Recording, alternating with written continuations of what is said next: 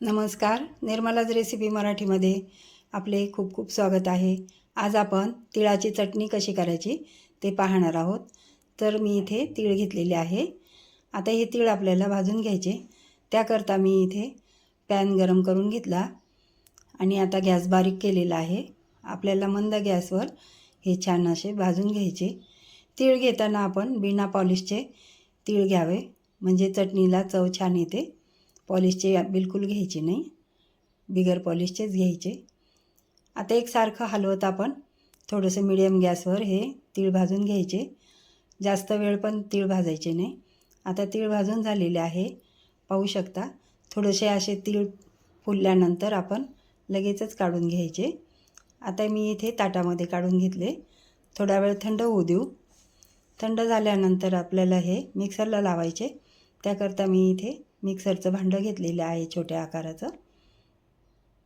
त्यात हे सर्व मी तीळ ओतून घेते। आता आपण त्यामध्ये 5 ते 6 लसणाच्या पाकळ्या घालणार आहोत।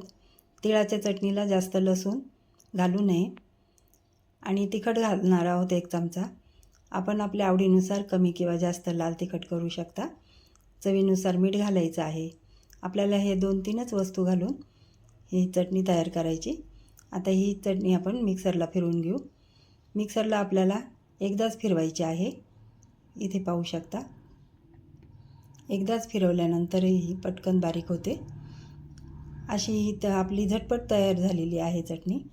चटणी करायला आपल्याला 5 ते 7 मिनटंसुद्धा लागत नाही। तर या पद्धतीने आपण करून पहा चटणी। ही चटणी आपल्याला तोंडी लावायला वरण भातासोबत किंवा चटणी भाकरीबरोबर, पोळीबरोबर खूप छान लागते। आपण वडापावबरोबर पण ही चटणी खाऊ शकता बरं का। तर अशा पद्धतीने करून पहा। तुम्हाला जर ही माझी रेसिपी आवडली असेल तर लाईक करा, शेअर करा, सबस्क्राईब करा। हा व्हिडिओ आपण संपूर्ण पाहिल्याबद्दल खूप खूप धन्यवाद। भेटू आपण नवीन रेसिपीबरोबर।